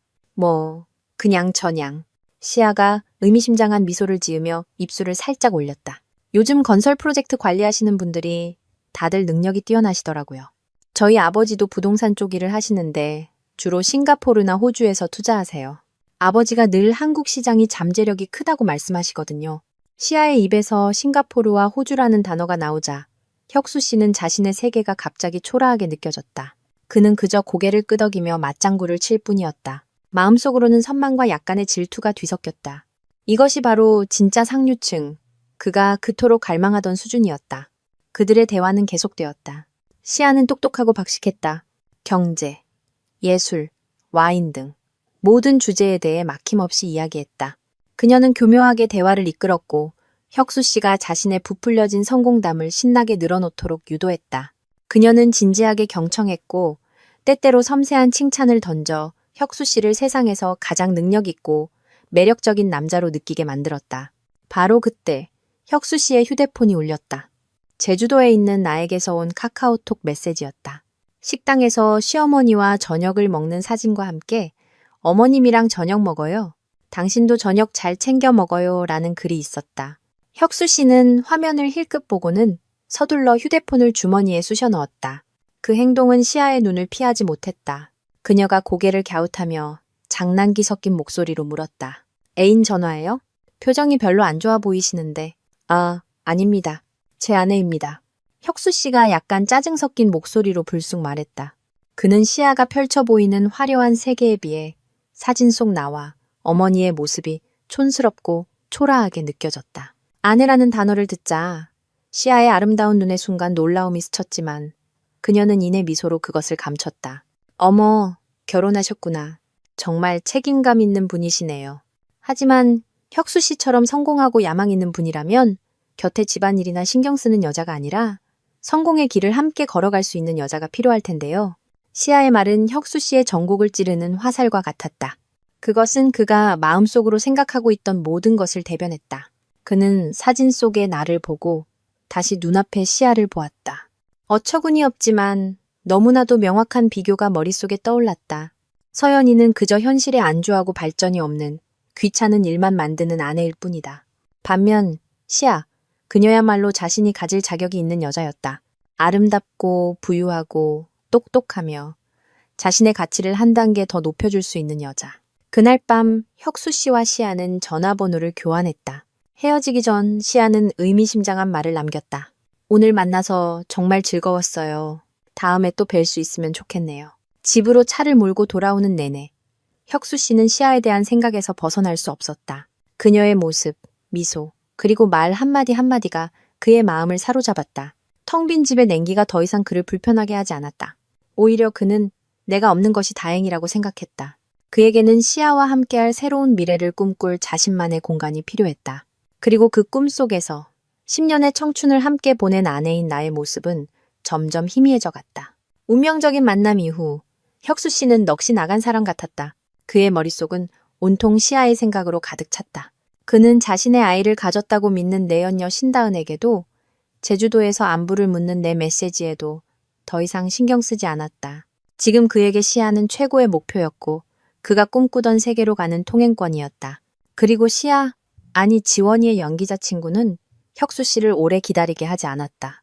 바로 다음 날, 그녀는 아버지께 드릴 말씀이 있는데 국내 부동산 시장에 대해 더 여쭤보고 싶다는 핑계로 혁수 씨에게 커피를 마시자고 먼저 연락했다. 혁수 씨는 세상을 다 얻은 듯 기뻐했다. 그는 모든 약속을 취소하고 한껏 멋을 낸 채 약속 시간 30분 전에 도착했다. 이번에 시아는 우아하면서도 세련된 오피스룩 차림으로 나타났다. 그녀는 사적인 이야기 대신 일에 집중했다. 그녀는 매우 전문적인 질문과 까다로운 가상 시나리오를 제시했고 혁수 씨는 자신의 모든 지식과 경험을 총동원해 대답해야 했다. 그가 애써 자신을 과시할수록 시아는 더욱 감탄하는 표정을 지었다. 혁수 씨, 정말 대단하시네요. 시아는 칭찬으로 대화를 마무리했다. 지식이 정말 해박하세요. 저희 아버지가 혁수 씨랑 얘기 나눠보시면 정말 좋아하실 거예요. 그 말에 혁수 씨는 으쓱해졌다. 그는 자신이 시아의 아버지 같은 세계적인 기업가와 어깨를 나란히 할 수 있을 것 같은 기분에 휩싸였다. 그 후 며칠 동안 시아는 계속해서 혁수 씨를 만날 구실을 만들어냈다. 투자 목적으로 고급 오피스텔을 고르는데 조언을 구하기도 하고 인맥을 넓혀주겠다며 자신의 사업 파트너, 실제로는 지원이가 섭외한 사람들과의 저녁 식사에 초대하기도 했다. 시아는 매번 다른 모습으로 나타났다. 때로는 성공한 여성 사업가로, 때로는 사랑스러운 재벌가 아가씨로, 그리고 매번 혁수 씨가 적지 않은 돈을 쓰게 만들었다. 혁수 씨는 자신이 이용당하고 있다는 것을 전혀 눈치채지 못했다. 그는 화려함과 찬사에 취해 있었다.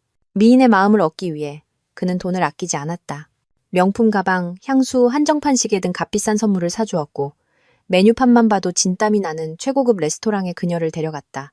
3억 원 대출금은 빠르게 줄어들었지만 혁수 씨는 아깝지 않았다. 그는 이것을 미래를 위한 투자라고 생각했다. 시아의 마음만 얻으면 모든 것을 가질 수 있다고 믿었다.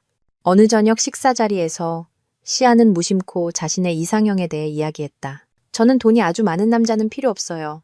돈은 저희 집에 충분하니까요. 저는 저를 진심으로 사랑해주고 저를 위해 모든 걸 바칠 수 있는 남자를 원해요. 계산하지 않고 모든 걸 내어줄 수 있는 그런 배포 있는 남자요. 그 말은 혁수 씨의 뇌리에 깊이 박혔다. 그는 자신의 사랑을 증명하려면 물질적인 것으로 보여줘야 한다는 것을 깨달았다. 그는 더욱더 과감하게 돈을 쓰기 시작했다. 시아에게 자신도 그녀가 사랑하는 여자를 위해 돈을 아끼지 않는 배포 있는 남자라는 것을 보여주고 싶었다. 한편 제주도에서 나는 꾸준히 혁수 씨에게 여행 사진과 메시지를 보냈다. 나는 시어머니와 함께 사랑의 언덕부터 꿈의 동산까지 온갖 관광지를 돌아다녔다. 스웨터, 목도리, 각종 특산물 잼까지 그녀에게 많은 선물을 사주었다. 물론 모든 것은 혁수 씨가 준 신용카드로 결제되었다. 카드 사용 알림 문자가 혁수 씨의 휴대폰으로 계속 날아갔지만 그는 더 이상 그런 사소한 돈에 신경 쓸 겨를이 없었다. 그는 훨씬 더 큰 목표를 정복하는 데 바빴다. 지원이는 주기적으로 상황을 보고해 주었다. 혁수 씨의 어리석음과 허영심에 대한 이야기를 들으며 나는 쓴웃음을 지을 수밖에 없었다. 탐욕과 허영심은 실로 어떤 인간의 눈이라도 멀게 할 수 있는 가장 강력한 독이었다. 혁수 씨는 우리가 쳐놓은 덫을 향해 제 발로 빠르게 걸어가고 있었다. 그는 달콤한 진창에 빠져들고 있었고 머지않아 그곳에서 헤어나오지 못하고 가라앉게 될 것이었다. 모든 것이 나와 지원이의 예상보다 훨씬 순조롭게 진행되고 있었다. 며칠간의 휴가를 즐긴 후 나는 제주도에서 결정적인 한 방을 날릴 때가 왔다고 생각했다. 나는 지원이와 상의했고 그녀는 출장을 핑계로 당일 비행기를 타고 제주도로 날아와 나를 돕기로 했다. 지원이가 곁에 있다는 사실만으로도 마음이 든든해졌다. 그날 아침 나는 시어머니를 모시고 제주 동문시장에 갔다. 특산물을 좀 사들인 후 나는 아주 고급스러워 보이는 골동품 및 보석 가게를 우연히 발견한 척했다. 그리고 시어머니의 손을 잡아 끌었다. 어머님, 우리 여기 잠깐 들어가 봐요. 여기 오기 그렇게 좋고 진짜라고 하더라고요. 이번 여행 기념으로 제가 어머님께 선물 하나 해드리고 싶어요. 선물을 사준다는 말에 시어머니는 눈을 반짝이며 즐겁게 나를 따라 안으로 들어갔다. 이 가게는 사실 지원이의 친구가 운영하는 곳이었고 안의 모든 것은 미리 준비된 상태였다. 50대 정도로 보이는 품위 있게 차려입은 여주인이 우리를 반갑게 맞았다. 그녀는 우리를 비취색, 옥팔찌가 진열된 유리장으로 안내했다. 하나같이 정교하게 조각된 작품들이었다. 시어머니는 넋을 잃고 바라보며 연신 감탄사를 내뱉었다. 어머나, 세상에. 너무 곱다. 정말 예쁘네. 여주인은 미소를 지으며 유리장을 열고 가장 아름다운 팔찌 하나를 꺼내 시어머니에게 건넸다. 네, 사모님. 한번 들어보세요. 이건 저희 집에 대대로 내려오는 황실비취 팔찌랍니다.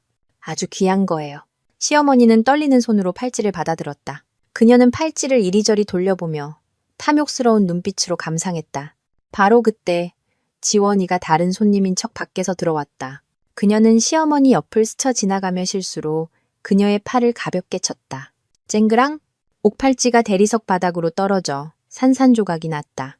가게 안의 모든 것이 순간 정지했다. 시어머니는 얼굴이 새하얗게 질려 손발을 부들부들 떨며 더듬거렸다.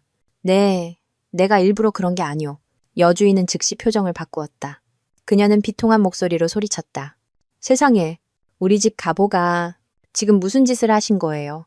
이 팔찌가 얼마짜리인 줄 아세요? 나와 지원이가 황급히 달려갔다. 나는 휘청거리는 시어머니를 부축했고 지원이는 여주인에게 말했다. 사장님, 무슨 일이신지 모르겠지만 진정하시고 말씀하세요. 어르신께서 실수하신 거잖아요. 실수요? 여주인이 눈물을 글썽이며 소리쳤다. 이 팔찌 1억 원짜리예요. 이렇게 박살이 났는데 어떻게 하실 거냐고요? 당장 변상하세요. 당장 1억 원이라는 액수에 시어머니는 거의 기절할 뻔했다. 나도 극도로 당황한 척했다. 나는 허둥지둥 지갑을 뒤졌지만 현금은 몇십만 원밖에 없었다. 사장님, 저희가 지금 그렇게 큰 현금이 없어요. 일단 서울로 돌아가서 어떻게든 돈을 마련해서 보내드리면 안 될까요? 안 돼요. 여주인이 단호하게 말했다. 내가 당신들을 뭘 믿고 보내줘요? 오늘 돈 못 내면 여기서 한 발짝도 못 나갈 줄 아세요. 당장 경찰에 신고할 테니까. 상황이 점점 험악해지자 나는 휴대폰을 꺼내 떨리는 손으로 혁수 씨에게 전화를 걸었다. 전화기 너머로 울먹이며 소리쳤다. 여보, 나 좀 살려줘. 어머님이 실수로 옥팔찌를 깨뜨리셨는데 주인이 1억 원을 물어내라고 해. 돈 없으면 경찰에 신고해서. 우리를 잡아넣겠대! 여보, 어떡해. 그 시각 서울에서 혁수 씨는 고급 프렌치 레스토랑에서 시아와 와인을 마시고 있었다. 그는 시아에게 자신의 미래 계획에 대해 한창 열을 올리고 있었다. 나의 다급한 전화는 그의 기분을 망쳐놓았다. 그는 시아 앞에서 체면이 깎이는 것을 참을 수 없었다. 혁수 씨의 곤란한 표정을 본 시아가 부드럽게 물었다. 무슨 일인데 그렇게 심각해요? 혁수 씨는 우물쭈물하며 상황을 설명했다. 시아는 이야기를 듣고도 불쾌해하기는커녕 오히려 관대한 미소를 지었다. 그녀는 핸드백에서 휴대폰을 꺼내 몇 번 누르더니 말했다. 걱정 마요. 그런 사소한 일로. 제 친구 중에 은행 지점장이 있는데 그 친구한테 부탁해서 바로 송금해달라고 할게요. 그냥 제가 빌려주는 셈 쳐요. 나중에 생기면 갚아요. 가족을 돕는 건 당연한 일이잖아요. 시아의 호탕함과 침착한 태도에 혁수 씨는 완전히 압도당했다. 그는 시아가 자기 인생의 행운의 여신이라고 느꼈다. 그는 서둘러 가게 주인의 계좌번호를 시아에게 알려주었다. 5분 후 제주도 가게. 주인의 휴대폰에서 띵동 소리가 울렸고 1억 원이 입금되었다. 사건은 원만하게 해결되었다. 시어머니는 위기에서 벗어나 나와 지원이에게 연신 고맙다고 했다. 그리고 전화를 끊은 나는 차가운 미소를 지을 뿐이었다. 또 1억. 권혁수. 당신은 지금 제 손으로 무덤을 파고 있는 거야. 알고는 있을까? 옥팔찌 사건 이후 혁수 씨는 시아에게 큰 빚을 졌다고 느꼈다. 그는 그녀의 외모와 부유함에 매료되었을 뿐만 아니라 그녀의 고상하고 대범한 처신에 감복했다. 이제 그의 눈에 시아는 완벽한 여자, 그가 원하는 모든 것이었다. 반대로 나와 어머니의 존재는 점점 더 귀찮고 초라하게 느껴졌다. 시아의 마음을 얻고 그녀에게 걸맞은 남자임을 증명하기 위해 혁수 씨는 소비의 소용돌이에 더욱 깊이 빠져들었다. 그는 더 이상 계산하지 않았다. 돈으로 자신의 출신에 대한 열등감을 덮고 싶었고 시아에게 자신도 다른 남자들 못지않게 호화로운 삶을 제공할 수 있다는 것을 보여주고 싶었다. 물고기가 미끼를 깊숙이 물었다고 판단한 지원이는 이제 그물을 걷어 올릴 때가 왔다고 결정했다. 그녀는 시아에게 마지막 연극을 지시했다. 어느 날 저녁 함께 식사를 하던 중 시아는 혁수 씨의 지갑에서 나와 그의 작은 결혼 사진을 우연히 발견했다. 그녀의 표정이 즉시 굳어졌다. 그녀는 나이프와 포크를 내려놓고 혁수 씨의 눈을 똑바로 쳐다보며 차갑게 물었다. 이 여자, 누구예요? 혁수 씨는 화들짝 놀라 허둥지둥 사진을 감추려 했다. 아, 이 사람은 전처예요. 우리 별거한 지 오래됐고 이혼 절차만 남았어요. 시아가 비웃음을 터뜨렸다. 그녀의 눈에는 깊은 상처가 어렸다. 전처? 별거? 혁수 씨, 내가 바보인 줄 알아요? 당신 날 속였어요. 그녀는 자리에서 일어나 핸드백을 집어들었다. 난 당신이 점잖고 성공한 남자인 줄 알았어요. 당신과 진지한 관계를 시작할 수 있을 거라고 생각했죠. 하지만 난 남의 가정을 파괴하는 세 번째 여자가 될 수는 없어요. 우리 부모님을 실망시킬 수 없다고요. 우리 여기서 끝내요? 그동안 고마웠어요. 말을 마친 시아는 뒤돌아서 가버렸다. 혁수 씨는 고급 레스토랑 한가운데서 망연자실하게 앉아 있었다. 밝은 미래, 상류층의 삶에 대한 환상이 순식간에 물거품이 될 위기에 처했다. 시아를 잃을지도 모른다는 공포는 돈을 잃는 공포보다 훨씬 컸다. 그는 황급히 그녀를 뒤쫓아가 팔을 붙잡았다. 시아 씨, 가지 마요. 제발 내 설명 좀 들어봐요. 나 그 여자랑 정말 아무 감정 없어요. 이혼할게요. 약속할게요. 당장 이혼할 거라고요. 시아가 그의 손을 뿌리쳤다. 그녀의 눈에는 눈물이 그렁했다. 아내를 속이는 남자의 약속을 뭘 믿을 수 있겠어요? 만약 당신이 나에 대한 사랑이 진심이라는 걸 증명해 보인다면 모를까. 나를 위해 모든 걸 포기할 수 있다는 걸 보여준다면요. 증명이라니 맞니? 어떻게 증명해야 하는데요? 혁수 씨가 절망적으로 물었다. 시아가 그를 쳐다보았다. 그녀의 목소리에는 도전과 유혹이 섞여 있었다. 그건 모르죠. 그건 당신이 알아서 할 일이에요. 진심으로 사랑하는 남자라면 사랑하는 여자를 지키기 위해 뭘 해야 할지 알겠죠. 전 보장이 필요해요. 당신이 빈말을 하는 게 아니라는 보장. 시아의 말은 암시와도 같았다. 혁수 씨는 그녀가 원하는 보장이 다름 아닌 돈이라는 것을 깨달았다. 그는 모든 것을 걸어야 하는 상황에 놓였다. 시아와 그녀의 세계를 얻거나 모든 것을 잃거나. 그리고 그의 탐욕은 전자를 선택하라고 부추겼다. 다음 날 혁수 씨는 시아를 만났다. 그는 그녀에게 자신의 은행 계좌 내역을 보여주었다. 그 안에는 대출받은 돈과 그의 예금을 합쳐 약 3억 2천만 원이 남아 있었다. 시아 씨, 그가 간절하게 말했다. 이게 내가 가진 전부예요. 이 돈 전부 시아 씨 계좌로 보내줄게요. 시아 씨 부모님께 드리는 처신사 선물이라고 생각해주세요. 그리고 이게 당신과의 관계에 대한 내 진심을 증명하는 거라고요. 기회만 준다면 당장 집에 가서 아내와 이혼 얘기를 할게요. 시아는 화면의 숫자를 보며 속으로는 환호했지만 겉으로는 망설이는 척했다. 이렇게까지 하는 건 너무 성급한 거 아니에요? 절대 아니에요. 혁수 씨가 단호하게 말했다. 당신을 위해서라면 모든 걸 할 수 있어요.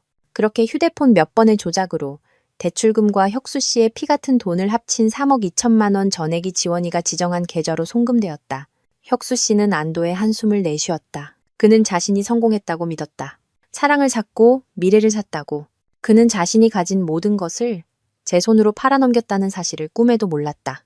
혁수 씨가 돈을 송금했다는 소식을 지원이에게 전해 듣자마자 나는 제주도에서의 휴가를 끝낼 때가 왔음을 알았다. 나와 시어머니는 가장 빠른 비행기로 서울로 돌아왔다. 오는 내내 시어머니는 내게 감사와 칭찬을 아끼지 않았다. 그녀는 자신이 내 체스판의 졸에 불과했다는 사실을 전혀 눈치채지 못했다. 우리가 집에 도착한 것은 오후였다. 집은 그대로였지만 분위기는 완전히 달랐다. 혁수 씨는 거실에서 우리를 기다리고 있었다. 그의 표정은 차갑고 냉담했다. 그는 어머니에게 안부 한마디 묻지 않았고 나를 쳐다보지도 않았다. 시어머니가 방으로 들어간 후 혁수 씨는 자신의 이름이 서명된 이혼 서류를 내 앞에 던졌다. 사인회. 그가 감정 없는 목소리로 말했다. 당신과 나 더 이상 할 얘기 없어. 나는 서류를 힐끗 보았다. 재산분할 협의 부분에 그는 집이 대출명의자인 자신의 소유이며 자신이 빚을 갚을 책임이 있으므로 집에 대한 모든 권리를 갖는다고 명시해 놓았다. 집안의 다른 모든 가치 있는 재산도 그의 것이었다. 내 몫은 현금 500만 원, 내 청춘에 대한 보상금이라고 했다. 나는 실소를 터뜨렸다. 그 웃음소리가 거실 전체에 울려 퍼졌다. 믿을 수가 없었다. 10년의 세월 끝에 그의 눈에 비친 내 가치는 고작 500만 원이었다. 내 웃음소리를 들은 혁수 씨가 불쾌한 듯 미간을 찌푸렸다. 뭘 웃어? 이 정도면 당신한테 아주 후하게 쳐준 거야. 애도 못 낳는 주제에 멍청하게 5천만 원이나 사기나 당하는 여자. 당신이 이것보다 더 가치 있다고 생각해? 빨리 사인하고 내 집에서 짐 싸서 나가. 나는 천천히 펜을 들었지만 사인하지 않았다. 손 안에서 펜을 굴리며 고개를 들어 혁수 씨의 눈을 똑바로 쳐다보았다. 내 입가에는 더욱 환한 미소가 걸려 있었다. 혁수 씨, 너무 성급한 거 아니에요? 성급하다고? 그가 비웃었다. 난 당신을 충분히 참아줬어. 이제 당신보다만 배는 더 나은 나에게 걸맞은 여자를 찾았다고. 그녀는 아름답고 부유하고 내가 원하는 모든 걸 줄 수 있는 여자야. 아, 임시아 씨 말하는 건가요? 내가 태연하게 물었다. 혁수 씨는 망연자실했다. 더버, 당신이 어떻게? 이름만 아는 게 아니에요. 나는 자리에서 일어나 거실을 한 바퀴 돌며 그가 그토록 자랑스러워하던 값비싼 가구들을 훑어보았다. 당신이 그 여자한테 얼마를 썼는지도 알죠. 명품 선물, 5성급 호텔, 레스토랑에서의 식사, 그리고 최근에는 제주도에서 우리 모자의 문제를 해결해준 1억 원과 사랑을 증명하기 위해 바친 3억 2천만 원까지. 맞죠? 혁수 씨의 얼굴이 새하얗게 질렸다. 그는 말을 더듬었다. 당신이 어떻게 그 모든 걸... 나는 그의 앞에 멈춰서서 몸을 숙여 그의 귀에 대고 얼음장처럼 차가운 목소리로 속삭였다. 왜냐하면 여보, 이 모든 연극의 처음부터 끝까지 감독은 바로 나였으니까. 말을 마친 나는 몸을 일으켜 펜을 테이블에 던졌다. 내 입가의 미소는 사라지고 그 자리에는 날카롭고 차가운 시선만이 남았다. 나의 마지막 반격은 이제 막 시작되었다. 혁수 씨는 나를 뚫어지게 쳐다보았다. 그의 눈에는 믿을 수 없다는 경악과 혼란이 가득했다. 그는 내가 한 말을 아직 소화하지 못한 듯했다. 그는 마치 악몽을 떨쳐내려는 듯 고개를 저었다. 거짓말, 당신 지금 무슨 미친 소리를 하는 거야? 나는 구태여 설명하지 않았다. 조용히 휴대폰을 꺼내 전화를 걸었다. 네, 도착하셨어요? 그럼 들어오세요. 몇 분 후 초인종이 울렸다. 혁수 씨가 어리둥절해하는 사이 작업복을 입은 대여섯 명의 철거 인부들이 망치와 쇠지렛대를 들고 우르르 집 안으로 들어왔다. 선두에 선 남자가 내게 깍듯하게 인사했다. 네, 사모님. 준비됐습니다. 어디부터 시작할까요? 나는 거실을 한번 훑어본 뒤 혁수 씨가 최근 할부로 산 85인치 커브드 TV를 가리켰다. 저기부터 시작하죠. 하나도 남김없이 전부 다 부숴주세요. 알겠습니다, 사모님. 인부가 거대한 망치를 휘둘렀다. 유! 하는 굉음과 함께 TV 화면이 산산조각 났다. 그제야 정신을 차린 혁수 씨가 소리를 지르며 달려들었다. 당신들 뭐 하는 거야? 멈춰! 이건 내 집이야! 서연아, 너 미쳤어? 다른 인부 2명이 즉시 혁수 씨를 제압했다.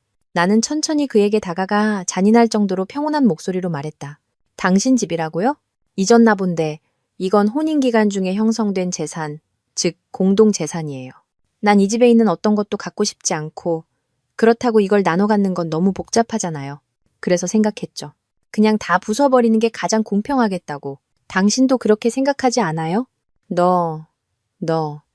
혁수 씨는 분노에 얼굴이 시뻘개지고 온몸을 부들부들 떨었다. 나는 그가 더 말할 틈을 주지 않았다. 인부들에게 계속하라고 손짓했다.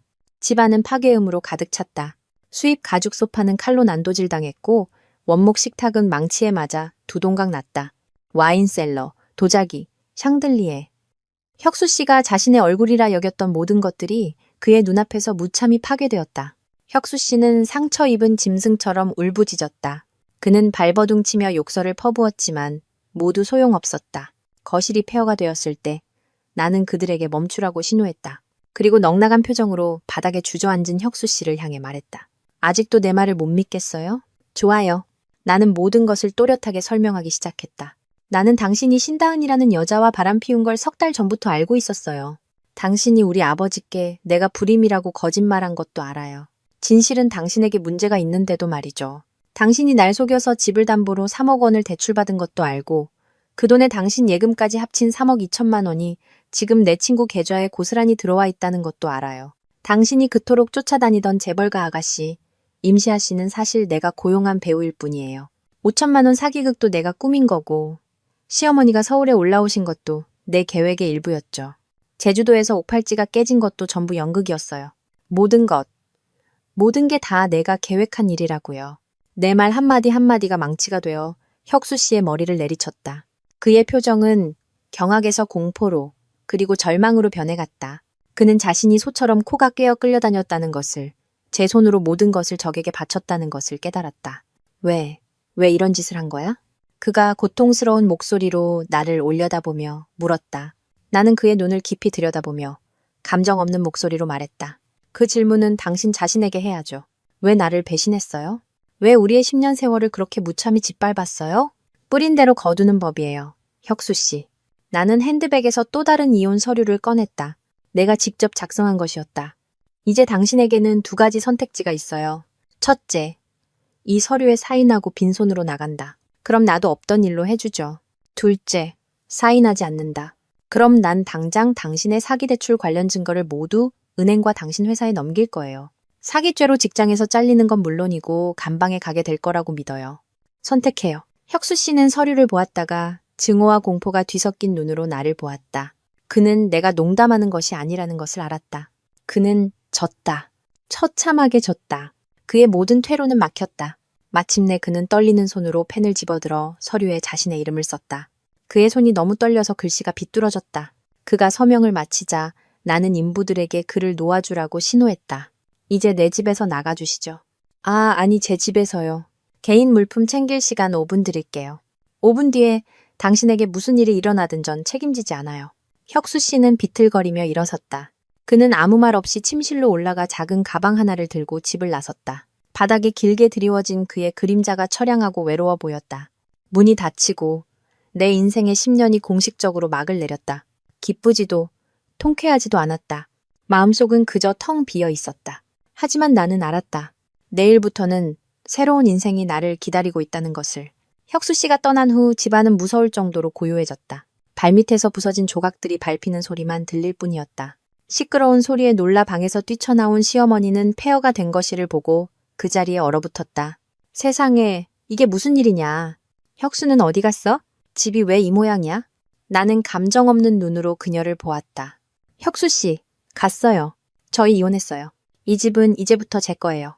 나는 더 이상 설명하고 싶지 않았다. 지갑에서 현금 다발을 꺼냈다. 혁수 씨가 내게 보상금으로 주려 했던 500만 원이었다. 나는 그 돈을 그녀의 손에 쥐어주었다. 이건 제 성의예요. 이거 받으시고 고향으로 내려가세요. 이제부터 어머님과 저는 아무 관계도 아니에요. 혁수 씨도 찾지 마세요. 그 사람 이제 아무것도 없으니까요. 시어머니는 돈다발과 나를 번갈아 보았다. 그녀의 눈빛은 복잡했다. 아마 어렴풋이 상황을 짐작했겠지만 그녀의 탐욕은 그녀를 침묵하게 만들었다. 그녀는 더 이상 아무것도 묻지 않고 조용히 돈을 받아들었다. 그리고 방으로 돌아가 짐을 챙겨 떠났다. 집안의 폐허와 함께 나 홀로 남았을 때 나는 아직 더럽혀지지 않은 벽 한 구석에 주저앉았다. 분노가 지나간 자리에 거대한 공허함이 밀려왔다. 나는 지원이에게 전화를 걸었다. 끝났어, 지원아. 내 목소리는 몹시 잠겨 있었다. 알고 있어. 지원이가 든든한 목소리로 답했다. 돈은 안전해. 정말 잘했어. 서연아, 이제 좀 쉬어. 그런데 한 가지 더 할 일이 남았는데 오늘 마저 처리할래? 나는 지원이가 무엇을 말하는지 알았다. 윤경이 아주머니 말이지? 조사 결과 나왔어? 응. 그리고 우리가 생각했던 것보다 훨씬 더 지독해. 지원이가 말했다. 처음 조사가 실패로 끝난 후에도 뭔가 찜찜했어. 왜 그 여자가 그렇게 수상하게 내 집 근처에 나타났을까? 그래서 흥신소를 고용해서 그 여자를 미행시켰고 진실이 드러났어. 내 다음 타깃은 바로 눈앞에 있어. 지원이는 조사 결과를 들려주었다. 윤경이 아주머니는 아버지에게 말했던 것처럼 과부가 아니었다. 그녀는 다른 구에 사는 남편과 자식이 있는 유부녀였고 혁수 씨의 내연녀 신다은은 바로 그녀의 친조카였다. 이모와 조카는 전문 사기단이었다. 그들은 내 아버지처럼 외롭고 재산이 있는 노인이나 혁수 씨처럼 돈은 좀 있지만 어리석고 여자를 밝히는 남자들을 노렸다. 윤경이가 노인에게 접근해 돈과 감정을 빼앗는 동안 조카 신다은은 그 아들이나 사위를 유혹해 가정 불화를 일으켰다. 최종 목표는 그 가정을 파탄내고 재산을 가로채는 것이었다. 그녀가 우리 집 근처에 나타났던 것은 바로 조카를 만나 계획을 논의하기 위해서였다. 지원이는 내 카카오톡으로 파일 하나를 보내주었다. 그 안에는 윤경이가 법적 남편과 함께 있는 사진, 신다은이 혁수 씨와 팔짱을 낀 사진, 그리고 그녀가 다른 피해자 남성들과 함께 있는 사진들이 담겨 있었다. 심지어 지원이는 이전 피해자 중 한 명과 연락이 닿아 증인으로 나서주겠다는 약속까지 받아낸 상태였다. 내 안의 분노가 다시 불타올랐다. 쉬고 싶었지만 그럴 수 없었다. 아버지가 저 여자에게 계속 속도록 내버려 둘 수는 없었다. 그가 내게 아무리 모질게 굴었어도 그는 여전히 내 아버지였다.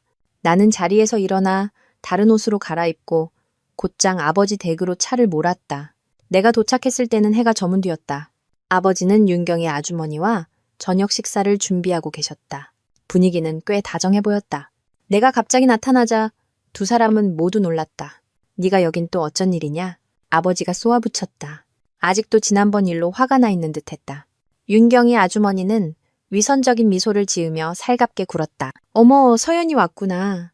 이리 와서 같이 저녁 먹자. 나는 대꾸 없이 식탁으로 걸어가 지원이가 보내준 파일이 열린 휴대폰을 테이블 위에 세게 내려놓았다. 보세요, 아빠. 이게 아빠가 그토록 지키려던 행복의 실체예요. 아버지와 윤경이 아주머니가 호기심에 휴대폰을 들여다보았다. 사진을 본 윤경이 아주머니의 얼굴이 순식간에 굳어졌다. 그녀는 새하얗게 질려 손발을 떨었다. 아버지는 처음에는 어리둥절했지만 윤경이 아주머니가 낯선 남자와 함께 찍은 사진과 혼인관계 증명서를 보자 그 자리에 얼어붙었다. 이게 뭐냐? 경희 씨, 이 남자는 누구야? 아버지가 떨리는 목소리로 물었다. 윤경이 아주머니는 황급히 부인했다. 아니에요. 다 합성이에요. 서연이가 날 미워해서 꾸민 짓이라고요. 믿지 마세요. 꾸민 짓이라고요? 내가 차갑게 웃었다. 그럼 이 여자는요? 아주머니 잘 아는 얼굴 아니에요? 신다은 아주머니 조카. 그리고 제 가정을 파탄낸 여자, 아빠가 저더러 참고 살라고 했던 바로 그 여자예요. 나는 신다은의 사진들과 이모와 조카의 이전 사기 행각에 대한 정보까지 넘겨 보여주었다. 모든 것이 너무나 명백했다. 윤경이 아주머니는 더 이상 부인할 수 없다는 것을 깨닫자 눈물 작전으로 돌아섰다. 그녀는 아버지의 다리를 붙잡고 무릎을 꿇은 채 서럽게 울었다. 오빠, 내가 잘못했어요. 내가 사람에 홀려서 너무 가난해서 그랬어요. 제발 이번 한 번만 용서해 주세요. 난 오빠를 진심으로 사랑한단 말이에요. 나는 그 광경을 보며 역겨움을 느꼈다. 하지만 나를 더 가슴 아프게 한 것은 아버지의 반응이었다. 나는 모든 증거가 명백하게 드러나면 아버지가 정신을 차릴 것이라고 생각했다. 적어도 속았다는 것에 분노하거나 나를 부당하게 대한 것을 후회할 것이라고 생각했다. 하지만 나는 또다시 틀렸다. 아버지는 발밑에서 우는 윤경의 아주머니를 내려다보았다가 다시 나를 올려다보았다. 그의 눈에는 감사나 후회가 아닌 극한의 분노만이 담겨 있었다. 그는 자신을 속인 여자가 아니라 진실을 밝힌 딸에게 화를 내고 있었다. 그는 윤경의 아주머니의 손을 거칠게 뿌리쳤지만 그녀를 쫓아내기 위함이 아니었다. 그는 벌떡 일어나 내 얼굴을 가리키며 한 글자 한 글자 힘주어 말했다.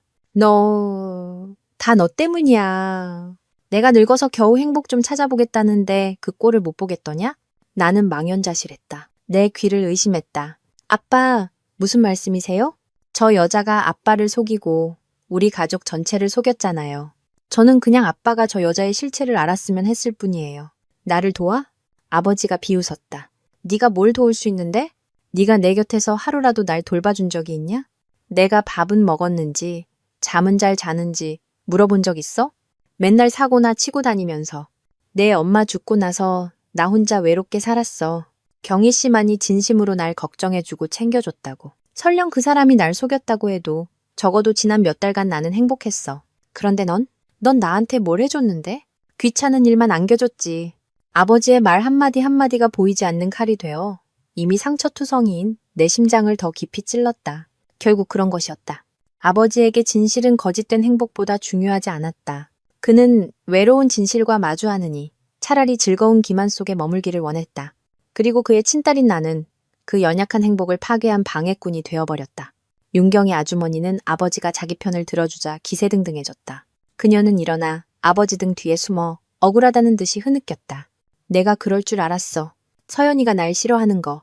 내가 아무리 잘해주려고 해도 날 받아주지 않더니 이제 이런 짓까지 꾸며서 우리 사이를 갈라놓으려고 하잖아요. 당장 내 눈앞에서 사라져. 아버지가 문을 가리키며 고함을 질렀다. 난 너 같은 딸 둔 적 없어. 내 가정이나 박살내더니 이제 내 인생까지 망치려고 들어? 꺼져. 다시는 이 집에 얼씬도 하지 마. 눈물이 흘러내렸다. 하지만 이번에는 고통 때문이 아니었다. 그것은 극한의 씁쓸함에서 비롯된 눈물이었다. 나는 무엇을 위해 이 모든 것을 했던가. 진실이 필요 없는, 이 딸이 필요 없는 아버지를 위해서. 나와 그를 잇던 마지막 끈, 부녀의 정은 이 순간 공식적으로 끊어졌다. 나는 더 이상 아무 말도 하지 않았다. 마지막으로 아버지의 눈을 똑바로 쳐다보았다. 텅 비고 차가운 시선이었다. 나는 뒤돌아서 한 번도 돌아보지 않고 문을 향해 걸어나갔다. 등 뒤에서 아버지의 욕설과 윤경이 아주머니의 가식적인 울음소리가 들려왔지만 더 이상 내게 닿지 않았다. 익숙한 골목을 빠져나와 나는 고개를 들어 밤하늘을 보았다. 이상하게도 마음이 평온했다. 남편을 잃었고 이제 아버지도 잃었다. 이 세상에 나는 더 이상 아무런 혈연도 남지 않았다. 하지만 어쩌면 그게 더 나을지도 모른다. 잃을 것이 아무것도 없을 때 비로소 진정으로 다시 시작할 수 있으니까. 아버지와의 인연은 오늘로써 끝이다. 에필로그. 이혼 후 약 한 달, 내 삶은 점차 제 궤도를 찾아갔다. 나는 청소업체를 불러 집안의 폐허를 깨끗이 치우고 집을 매물로 내놓았다. 고통스러운 과거를 떠올리게 하는 어떤 것도 남기고 싶지 않았다. 나는 지원이가 구해준 고급 오피스텔에서 혼자 살았다. 하루하루가 지나며 마음의 상처도 서서히 아물었다. 나를 배신했던 자들의 소식도 차례로 들려왔다. 내가 굳이 찾아보지 않아도 인과응보처럼 자연스럽게 전해졌다. 첫 번째는 혁수 씨였다. 지원이가 말에 따르면 그는 집에서 쫓겨난 후 내연녀 신다은을 찾아갔다고 한다. 하지만 당연하게도 그가 빈털터리가 된 것을 알자 그녀는 즉시 태도를 바꿔 그를 매정하게 내쫓았다. 뱃속의 아이는 그의 아이가 아니며 다시는 자신들 모자의 삶에 나타나지 말라고 했다고 한다. 동시에 그가 아내를 속이고 집을 담보로 몰래 대출을 받은 사실이 어떻게 아름아름 회사에 알려졌다. 승진을 눈앞에 두고 있던 그는 도덕적 문제와 금융 사기 혐의로 즉시 해고당했다. 사랑도 돈도 직업도 모두 잃은 혁수 씨는 완전히 무너졌다. 어떤 이들은 그가 허름한 포장마차에서 술에 취해 노숙자처럼 초라한 모습으로 배회하는 것을 보았다고 했다. 그는 자신의 탐욕과 배신에 대해 혹독한 대가를 치렀다. 다음은 아버지였다. 예상대로 내가 떠난 후 윤경이 아주머니는 오래 그의 곁에 머물지 않았다. 아버지의 마지막 남은 예금 3천만 원까지 모두 빼앗은 후 그녀는 흔적도 없이 사라졌다. 텅 빈 집과 산산조각 난 마음만이 그에게 남았다. 아버지는 큰 충격의 병을 얻어 한동안 자리에 누워 지냈고 돌봐줄 사람 하나 없었다. 결국 그는 평생을 살아온 집을 팔아 요양원으로 들어갔다. 소식을 들었지만 내 마음에는 아무런 동요도 없었다. 그것은 그가 선택한 길이었다. 친딸 대신 낯선 여자를 미끼로 선택했을 때 그는 이미 이 결말을 받아들여야 했다.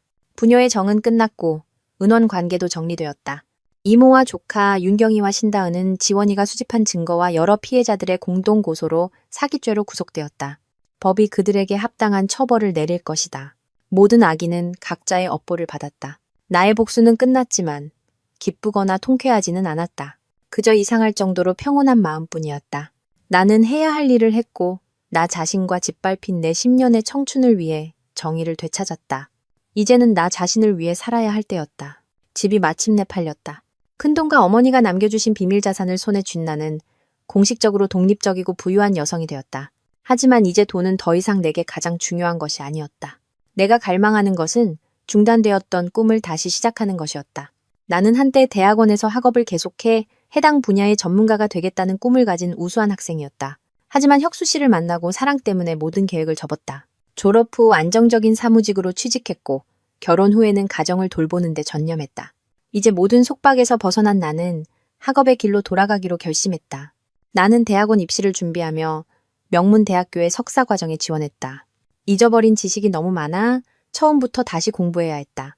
힘든 나날이었지만 이상하게도 나는 매우 행복하고 에너지가 넘쳤다. 진정으로 좋아하는 일을 할 때 모든 피로는 눈 녹듯 사라지는 것 같았다. 그리고 마침내 합격 통지서를 받은 날 나는 울었다. 그것은 행복의 눈물, 스스로를 극복했다는 자부심의 눈물이었다.